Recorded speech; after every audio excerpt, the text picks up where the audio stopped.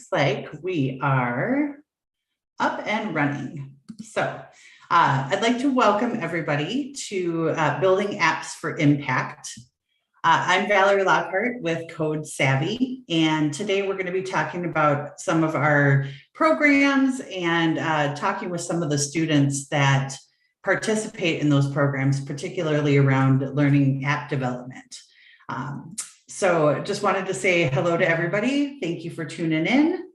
A little bit about Code Savvy. Code Savvy's mission is to interrupt and counteract existing gender, racial, and socioeconomic gaps in computing. We do that by equipping people with knowledge, skills, and support to create with technology. A few different programs that we run include an Educate program, which is for teachers. Our Experience program, which kind of houses our Technovation girls and bite-sized challenges. Explore our more pop-up, short-form community learning events focused around different platforms and languages so that kids can get some experience, hands-on with mentors. And then we do things like this, what we're doing today, which are kind of e-learning workshops, podcasts, and online activities. So that's a little bit about Code Savvy. A little bit of the reason why we do what we do is that we just need more code savvy folks here in Minnesota. There's a lot of computing jobs that are open, and there's a growing gap in people that are skilled in those technical fields. You can see here there's an average salary of about $92,000 a year in these tech jobs. And yet we only have 1,500 graduates graduating with computer science degrees a couple of years ago. So code.org does a really nice job of putting out a kind of a state of computer science report, and you can get up-to-date numbers from them. Another good source of that information is our own MinTech, State of Tech Talent report. There's a link that we will share with you all later. But they have estimated that there's going to be over 81,000 tech jobs that will need to be filled here in Minnesota over the next 10 years. As I said, the gap is getting wider due to kind of a lack of local talent. We don't have enough people that are trained to have those computational and tech skills to meet the need. So that's where there's efforts going on right now to try to get more computer science into the schools here in Minnesota, but also why programming like Code Savvy's is so important. So just a little background of the need we have here. When you break things down here in Minnesota, right now, only 25% of our tech workers in Minnesota are women. So that's a huge gap that we also need to fill, which is why we have programming specifically around girls learning and getting some hands-on experience doing those things.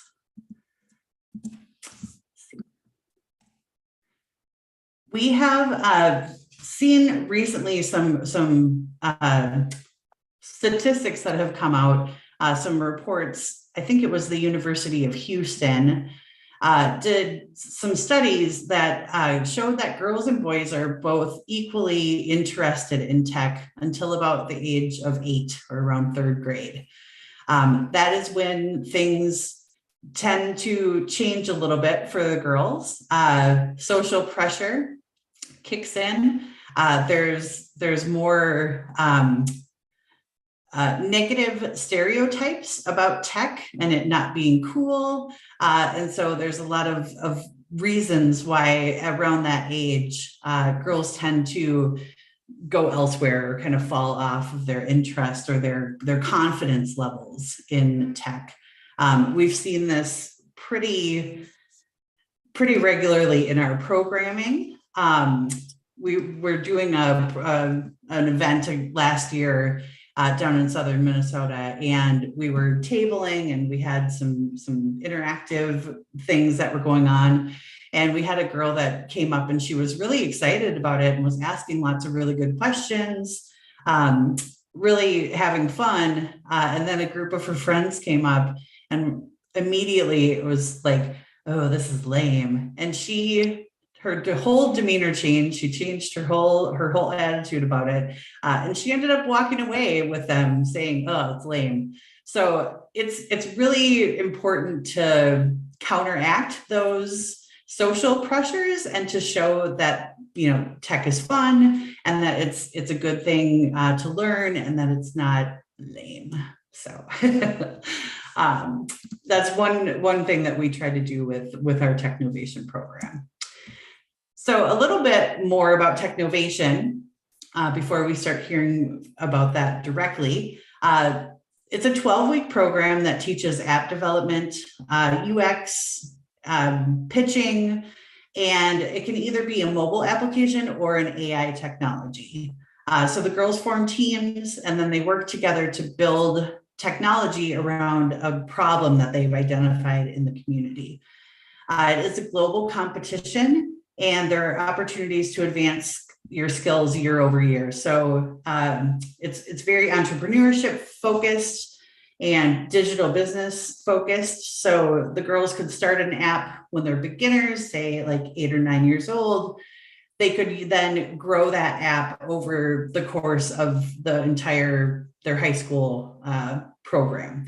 So until they're 18, they could work on the same app. They could do a different app every year. It's very flexible, but the goal is just to get them solving problems with technology and ideally creating a product in the marketplace that they can then monetize and have as their own business. This talk that we're talking about today is kind of more about, instead of that business side of things, it's, how are they solving those community problems, but they do go hand in hand and that works together through this program. Some of the benefits of doing the Technovation Challenge, and you'll hear a little bit more about this from the girls, are that it's a hands-on experience with app and AI development. It helps them learn how to solve real problems. It builds leadership, teamwork, and entrepreneurship skills. And it also encourages future career and startup prospects in technology. So a lot of the girls that go through our program end up taking computer science courses in college once they get there, and even going into the tech field once they start working, or taking their app to the next level and turning it into their own business. So it's a super beneficial program that we are excited to share with you. So with that said, a little quicker than I thought it would be, but we're going to turn things over to our H2 Awesome team from this last season. They are actually on their way to the global finals for Technovation. And so I'm going to have them kind of give you their pitch and tell you what their app is about. And then we will we'll hear all about it and about their trip. One quick note, if you are interested, we are fundraising to help them get to California. So on your screen, you will see a QR code. If you're so inclined to help us with that mission, please feel free to click on that. And I'm going to turn things over to Leah and Isabella.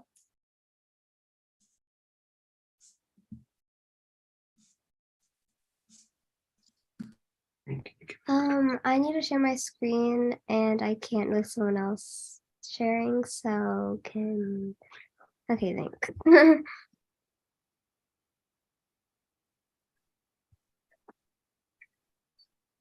Is it this one here?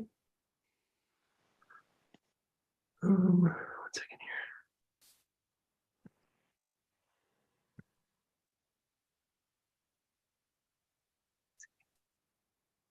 Where's your app? Is it open?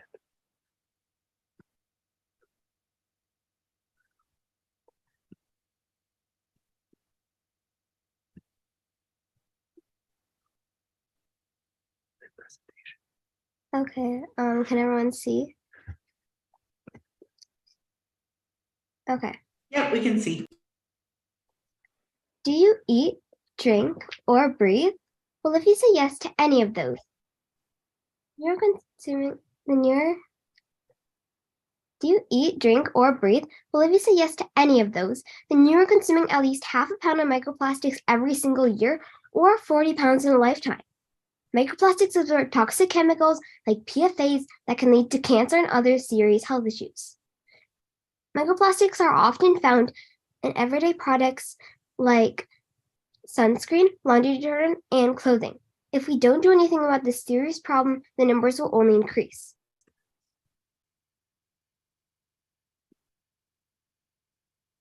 We conducted a survey to see how large our market is and how many people knew about microplastics. It was a success, and we received 92 responses ranging from elementary schoolers to parents. Some key takeaways from our survey are that 3 out of the 4 respondents didn't know what microplastics were, and 92% didn't know how to identify microplastics in the products they buy.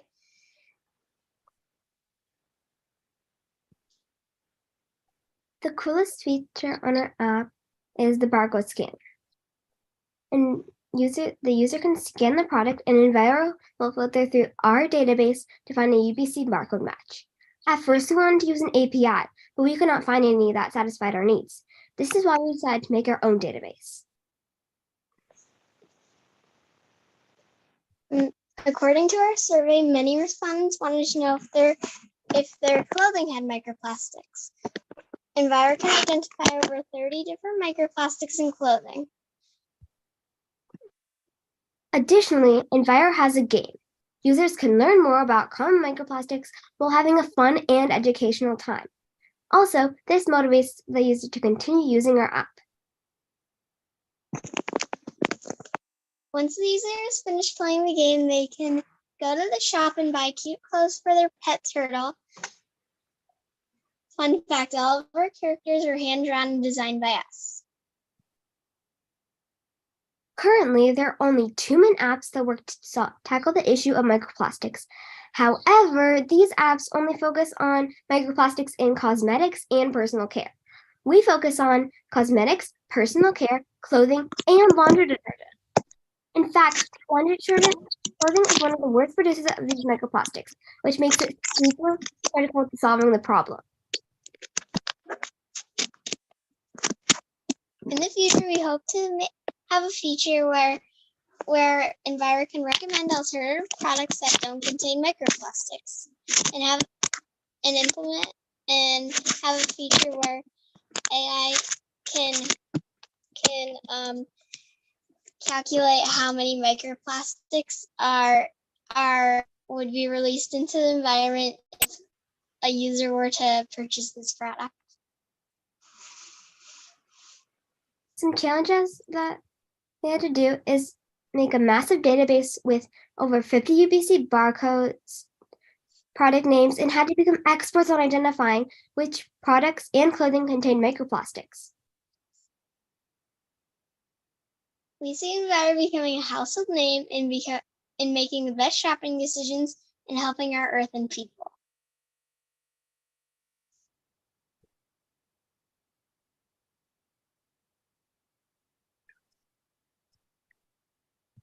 Get rid of the screen share. Very nice. So can the two of you tell me a little bit about finals? Like how is that coming along? Are you excited to go to California? Like how are you feeling about it? I am definitely excited, and it is definitely like amazing that we've reached so far. How about you, Leah? Are you excited? Yes, I think it's definitely a once in a lifetime opportunity to be going to California for a tech competition. What are you most excited about? What are you really looking forward to? I'm really looking forward to just like presenting and like making everyone like aware about like our app, and yeah. Nice. I'm not sure. We're going to be doing so much. It seems like it is a jam-packed week for you all. So I'm very excited to hear more about how it goes, and just to see how you do. We'll be watching from here in Minnesota, just cheering you on. So thank you for doing your pitch, and thank you for doing such a great job this season. And like I said, I'm excited for you to get to the finals and present. So we're going to turn things over now to a couple of other, we're going to bring in a couple more participants to have a discussion with us. We have Jasmine and Ava, who are both also Technovation participants who have done this program. So let me change our scene here. Here we go. Ava, I don't know if you can pop on to your video or not. There we go. Hello. Hi. So I'm just going to go, we've already met Isabella and Leah a little bit, but I'm going to have all of you actually, if you would, just give your name and maybe how many years you've done Technovation. So just as a short little introduction. So let's start with our beginner team, because I think, I don't know, Isabella and Leah, was this your first year doing Technovation? Nope. It's my first year. Leah's first year. Okay. How about you, Isabella? How many years has this been? I think it was like my second year. Okay. All right. How about Jasmine? This is my first year being a part of First year. Technovation. Yes. Okay. And Ava? This will be my 4th year competing and my 2nd year as a student ambassador. Awesome. Awesome. So we should tell people a little bit the student ambassador role. That is something, actually, if you want to talk about what your experience has been like with that. Yeah, sure. It's basically, a way for kids to help, get other younger girls interested in this and continue promoting the project or the Technovation, as well as helping kids throughout the whole way. And yeah, it's really cool. We get to meet with people all over the world and just kind of talk about what we're doing and how we are promoting Technovation for everyone. Nice. Awesome. So let's talk a little bit about some of the apps that you've developed. So, some of you, this is your first year. We just heard the pitch for Enviro. How about some other apps that you all have developed? Like, is there any ideas you want to throw out there that you've done? Yeah. So this year for Technovation, I made an app called Hope. This app works to connect volunteers and refugees with resources, creating kind of a network per se between the two groups. It offers services for, donations for like food, clothing, or toys, and it connects these refugees together through community events, and aims to offer delivery services too. So basically giving and translation services. So giving these incoming refugees all the resources that they need, and then providing them with a very supportive volunteer base that can help them reach these needs. That's amazing. How about you, Ava? And you can either talk about what you did this last year or a different year, since you've done it a few times. Yeah, this most recent year, we made an app called Hub Helper. And this app was different from ones we had done in the past, as it was specifically geared towards a specific nonprofit and their needs in the community. So our app was made to help more students access their tech hubs, which basically are technology hubs they have in a couple locations throughout Minnesota, meant to help more underprivileged kids get access to technology that they might not have in their schools or at home. So our app was meant to help kids both gain access to the tech hubs as well as sign up and participate in the different programs they offer. Nice. And yeah, we worked one-on-one with them throughout the season to create an app specifically tailored to what they needed. Yeah.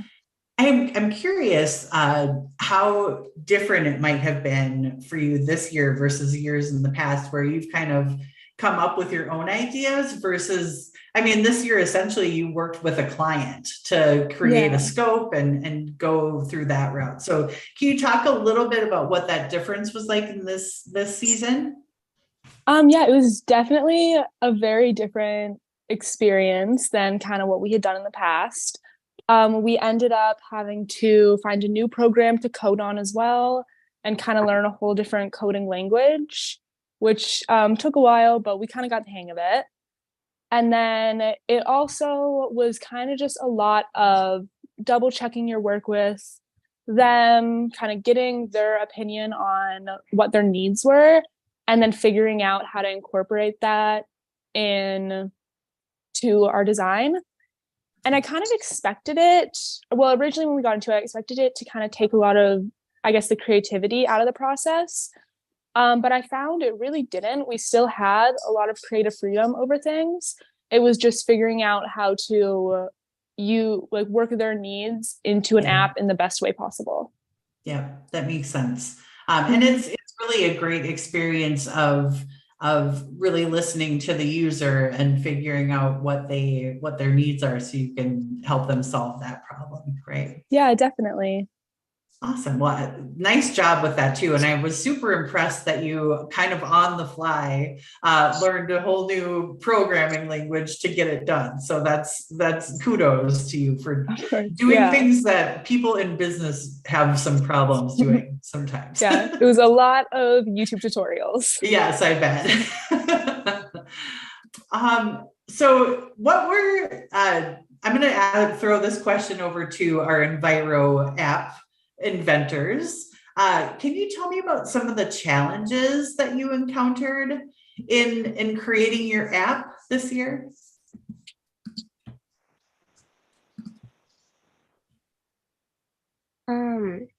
So a lot of we had to like make a massive database with over 50 VC codes and product names, and we just had to learn a lot about microplastics to like make that database, and like Yeah. we like split up the work like and had to like search up products and if they had microplastics in them. So that was like challenging because first we needed to find the products and like then we needed to like find out which microplastics were in them and if those are even microplastics. And it So you're like figuring things. out how to categorize things and how to manage all that data, right? Like that's a huge project. Yeah. How about you, Jasmine? What were some of the challenges that you had this season, kind of trying to develop your app? Yeah, so this was kind of like the second app I built, so I still was very new with Swift, so just getting used to a totally different language. I was very much so used to like Java and Python. So Swift is just way different with the UI elements involved.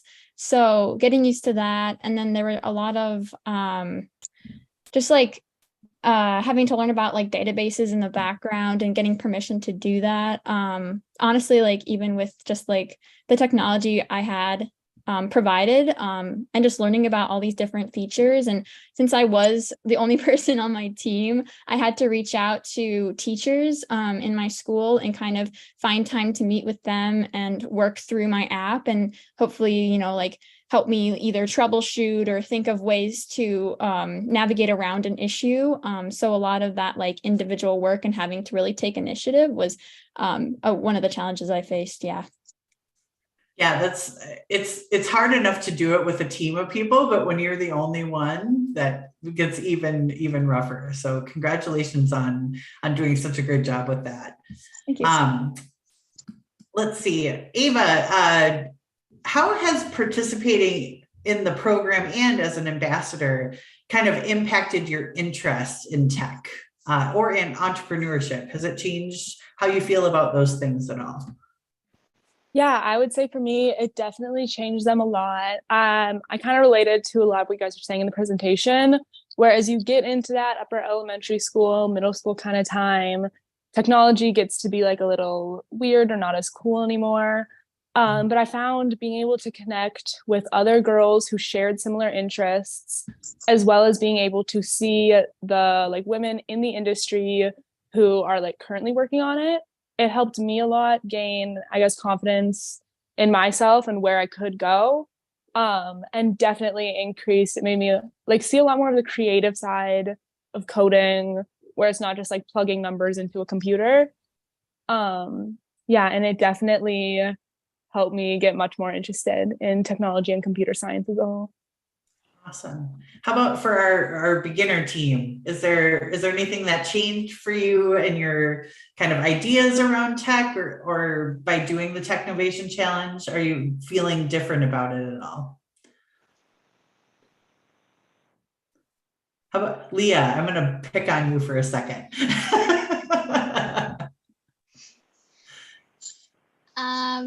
Well, at first I did think it was only gonna go like one or two challenges, but now we're going to the World Summit in California. Right?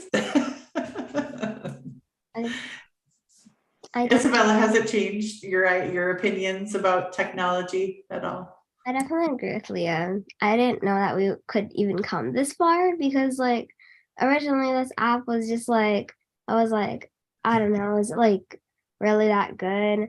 And then it was like we added more to it, and then like it was like boom, we're already here. So like that was definitely a surprise and changed my view of the app.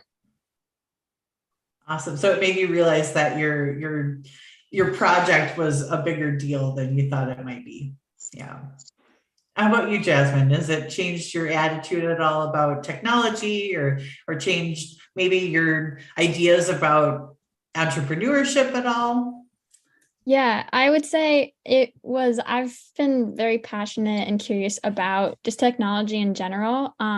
But having the opportunity to kind of really hone in on a project specifically and creating a minimum viable product and then creating an app that actually functions, it really, I think, solidified my goal of pursuing a career in technology, and specifically, also the business aspect of it. Because I think something very cool about Technovation is creating that business plan, which just really added like another dimension to the project overall. And I just kind of really just fostered a love for both sides of it. And I am 100% want to continue this and this business and technology. So it just really solidified my aspirations and reasoning for going into the field.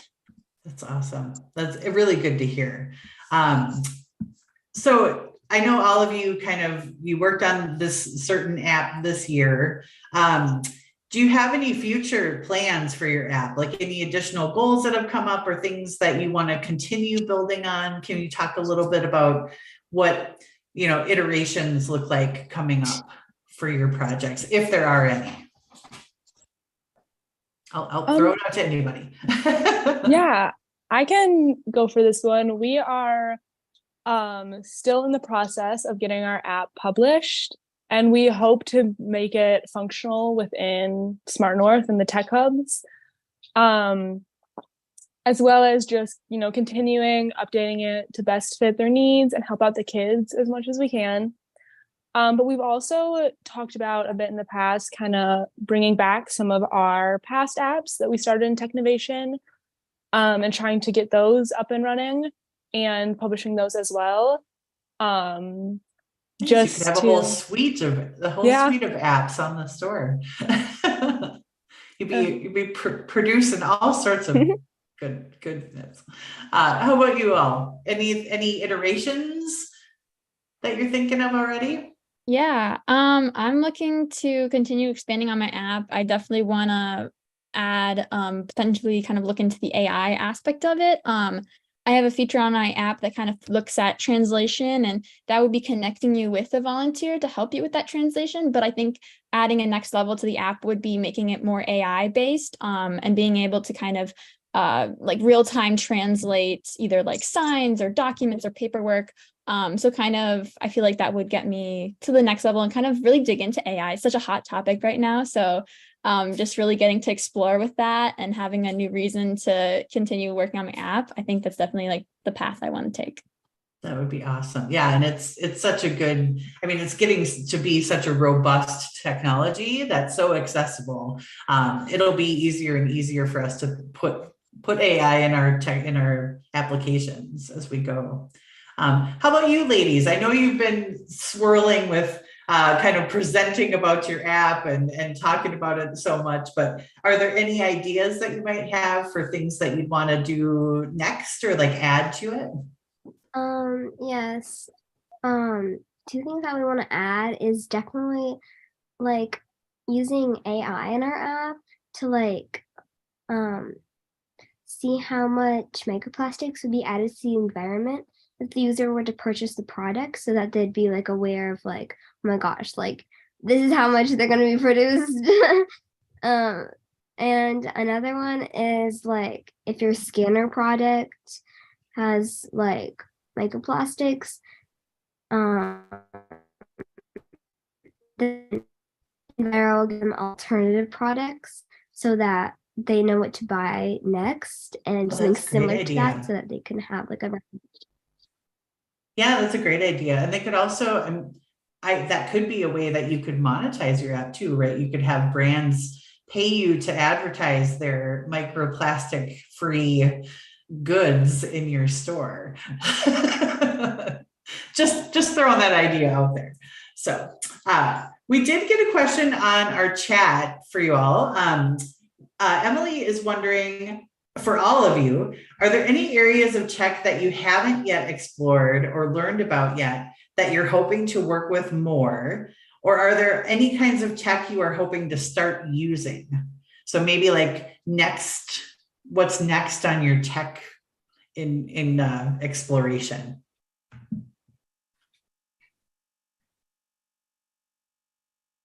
I can take this one, just starting us off. Kind of like I mentioned, for sure, like that AI aspect, but I think also digging deeper into real-time databases. So things like Firebase, I really want to dig deeper into that because I think it's such like a real world application. And just having experience, what I think is so great about Technovation is that it gives us freedom to kind of explore these different types of technology and incorporate it into our apps. So I'm really excited to hopefully, maybe next year's Technovation competition kind of dig deeper into that and see how I can implement that into an app. So yeah, it's definitely something I'm really excited to kind of explore. Nice. Anybody else have a tech plan? Yeah, I would say a very similar thing. We're looking to, oops, sorry about that. All right, we're looking to, you're still here. Oh, okay. Getting deeper into like database systems, figuring out how to, best store and use information in different ways, as well as we've talked about kind of along with Smart North, looking at some different ways to incorporate VR as well as AI into the app. And yeah, just kind of exploring what other forms of technology we can implement. Nice. Help them out. How about you, ladies? Anything that you are excited about digging into deeper or finding out more information about in the tech space? Well, I'm a little more interested in adding more AI to the app if we can. Yeah.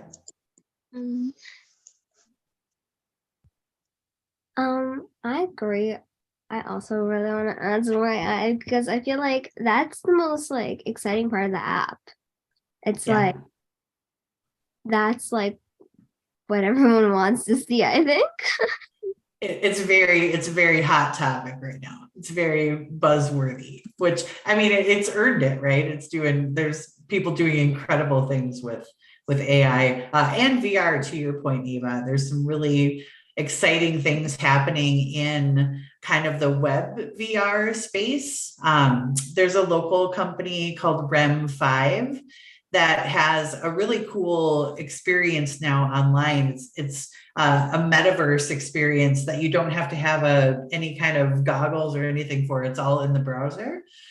So there's some really cool stuff that's happening, and AI is just making that stuff more and more accessible every day. So it's cool.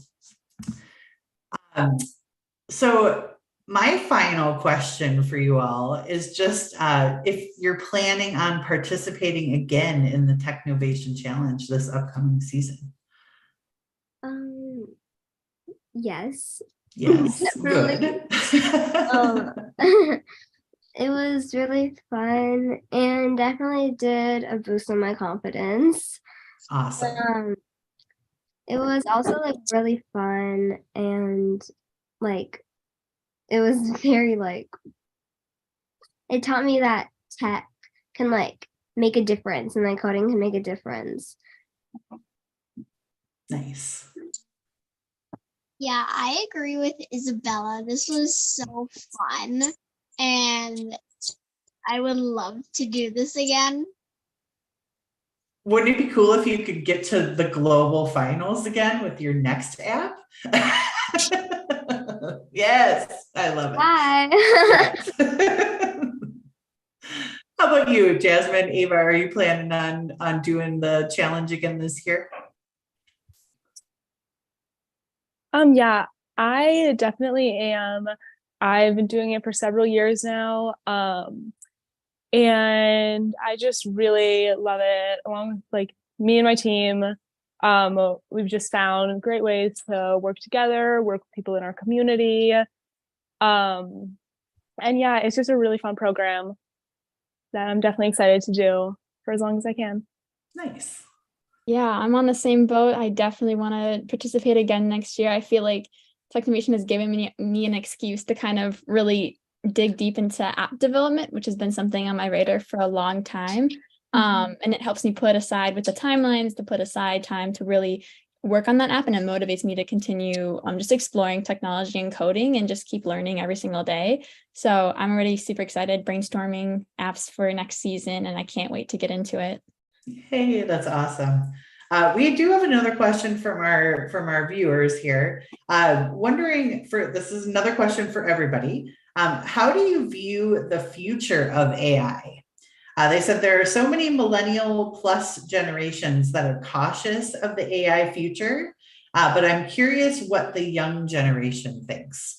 So how do you feel about the future of AI? Are you excited? Is it scary? Like, what are you thinking? I would probably say a little bit of both. I think it's definitely something I'm excited to get more into and to see what kind of good it can do. But I would say it can be a little nerve-wracking knowing that there are also some not so good implications of it. But I think as long as it's used in proper ways, it could be a really great tool.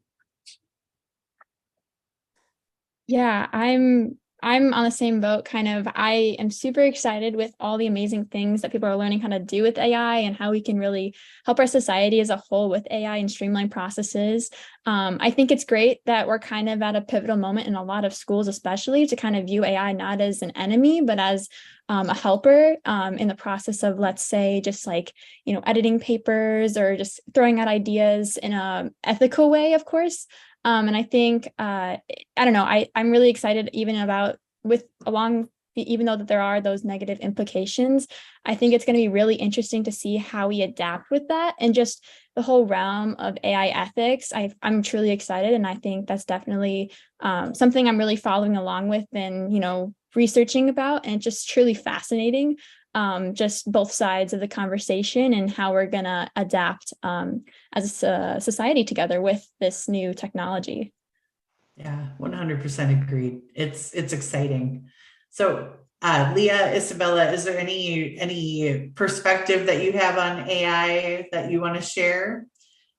I think it can be good to a certain point, but like turn it into robots or anything. Yeah, I agree with Leah. I think it would be good to a certain point, but sometimes it takes the extreme side. Yeah, that's true. And as with anything, it can be used for good or bad. So we have to focus on teaching people how to use it for good and how to kind of address those bias issues that can be cooked in to the system. Let's see, we have a couple more questions if you're all up for it. Wondering what causes you care about. So, part of the Technovation Challenge is that you're solving some kind of community issue or some kind of community problem. So what are the causes that you're passionate about and that kind of move you to try to help solve problems about?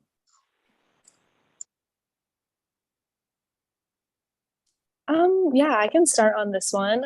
I'd say one of the big causes that I've centered a lot of my apps around is like equality within education, whether that be helping more underprivileged kids, like in our Hub Helpers app, or focusing on learning disabilities and just increasing kids like enjoyment of reading and accessibility to ways to help them learn if they can't learn in as traditional of learning environments. And I'd say that's just a really big thing I focused on, is trying to help the kids who maybe don't receive as much help in schools and could be reaching, I guess, more, they could be going further than they believe they can, and increasing their confidence in themselves. Absolutely. Yeah, and I think AI will help with all of that immensely. Yeah, I definitely agree. Yeah. So we try to help.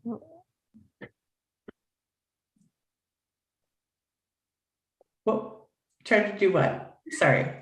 We are trying. Never mind. Well, I'm assuming that your app was kind of environmental, right? Your cause was kind of environmental this go around, and health, right? You're trying to help people be more healthy and less impact on the environment. Yeah, we're trying to make people aware of the cause that they can do, they can get cancer and serious health issues. Right. We want to make people aware about what they need to buy and aware of the problem in general, so that they can help our earth not be polluted. Yeah, those are really noble missions that you have. Yeah. How about you, Jasmine? I've been really focusing on just improving the standard of living overall. So this year I was looking at how can we improve the standard of living for refugees coming into a new country, because I definitely saw a problem with that and just the efficiency of that. And then a previous app I made was specifically looking at AI and recycling. So just kind of improving the standard of living through the environment. And I think I really want to start looking into improving the standard of living through health, and just continuing on that topic and just seeing how much of a difference I can make through apps, and just really push that limit to hopefully create just a better earth for and as anyone who I can, and just offer these services. Yeah, that's amazing. And technology is such a great lever for that. It's such a great fulcrum to be able to lean on and help solve massive problems at scale, right? Because we can use the technology to help us do that. So there's one last question here that is kind of more about the user feedback and testing. Wondering how you got users to know about your app and use it and test it with you. So can anybody talk about that process? How did you have people test out your app, and how did you have them give you feedback on your projects? So one way that we got feedback on our project is we surveyed our classmates and people in our community. So our family, different schools, and our school, obviously. Yeah. And it all came back to us, and they were kind of just answering some questions, and that's mainly how we got our recommendations to the app. Nice. Anybody have any different approaches? Yeah. Go ahead. Oh, okay, sorry. One thing we took advantage of quite a bit, especially in the first couple of apps we made, was using social media to get responses. We would create Instagram pages and then use things like hashtags, followers, getting people to kind of give us little shout outs here and there to reach our target audience. That way we could get the best feedback possible. And we found that was a great way to survey people. We actually ended up getting several hundred responses for one of our apps. Nice. And yeah, overall, it was a really great way to connect with community and reach our target audience all over the world, as that's where we were trying to, put our app out to. Great idea. Yeah, I kind of use, basically what both teams have talked about, kind of leveraging, just being aware of my target market. And with that, I know with this app, it was specifically, most of them used like Facebook. So kind of, while most, I would say Gen Z kind of steer away from these older platforms, I think I really wanted to take advantage of that because I knew that's where my target market was, and just trying to get involved in communities in groups on Facebook and reaching out and asking if they could share my message and offer feedback in what they're just personal experiences and stories, and how I can adapt my app based on real life experiences. Cool. Can I tell you all a funny story about how I got people to use my app one time? So for testing, I sat outside the state fair and I played music and handed out QR codes so that they would download my app and test it. It worked pretty well. We got lots of feedback. So there are no shortage of ways that you can try to get people to engage with your product and test it out for you. But it's super important to do that. So that sparks one other question that I have. How did you go about doing user research? Like, how did you identify who your audience was, and how did you think about who those kind of target market? Can you talk a little bit about that process? Anybody? Yeah, I can kind of go into that, kind of leading on from what I was saying. It's strictly just because of the communities that I was just aware of already. I just with Facebook, it's pretty easy to kind of find a group for almost anything. So, Yes. You kind of just type in what you want in the search bar. And I just was able to find a lot of Facebook groups that kind of, I think, fit what I believed to be the target market. And when it didn't, I would just shift and adjust, and then find areas that if I was missing some sort of feedback for something or data, then I would go find and adjust my searches to find the groups that I needed.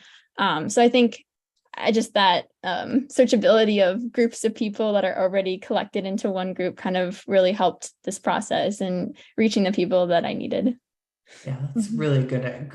Good to also be able to pivot when you need to, right? And like if one of your assumptions isn't quite right, like you change course a little bit. Any other unique ways of kind of thinking about who would be using your app? We had kind of a similar experience. One of our first apps was targeted towards teens and young adults, as well as small authors. So we kind of wanted to find a way to merge those two groups in promoting books from small authors to teens and young adults.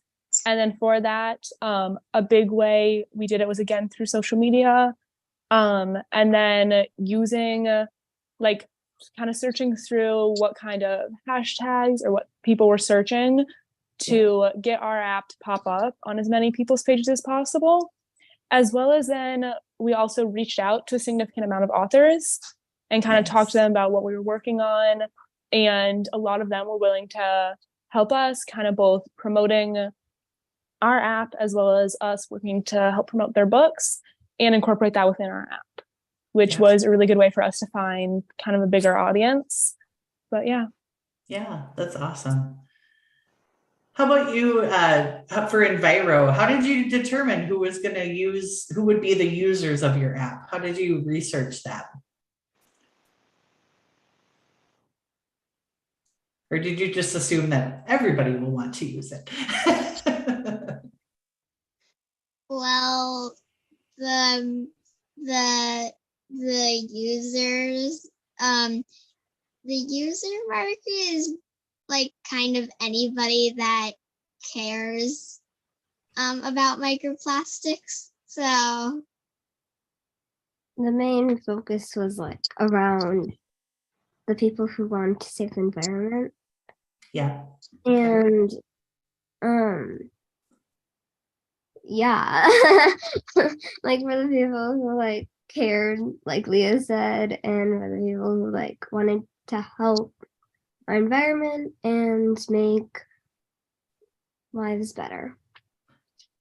Well, awesome. I thank you all for kind of being here and answering all the questions and talking about your experience, and for making the world better with your products. I'm really impressed with all of you. We have similar statements coming up in the chat about how awesome you are, and brilliant came up a couple times. So I just love what you're doing. And I'm so excited that you've been a part of this program and that you're planning on continuing to be a part of this program. That said, I'm just going to wrap us up here with a couple more things about kind of our program, but thank you for sharing. Let me get back to this. So we are, let me switch channels here. For everybody that is watching tonight, if you're wondering how you can get involved with our program, there's a few different ways that you can. So we're always looking for volunteers that can work as mentors, working with these teams. You don't have to be super technical to be a good mentor, but you just have to be willing to help and research and bring those other perspectives, the business perspective, the user perspective, design, all sorts of different things go into this program.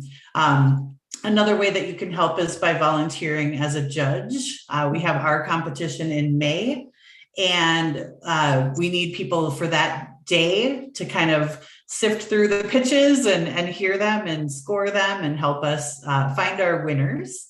And then, of course, always supporting the program financially. We're always looking for sponsors for events and for the whole season. And then most importantly, encouraging the girls in your network to participate. So any female or non-binary students from ages 8 to 18 can be anywhere in Minnesota. The teams meet pretty flexibly, can be in person or remote or hybrid. Kind of teams decide how they want to meet and how often, and their mentors can help either way.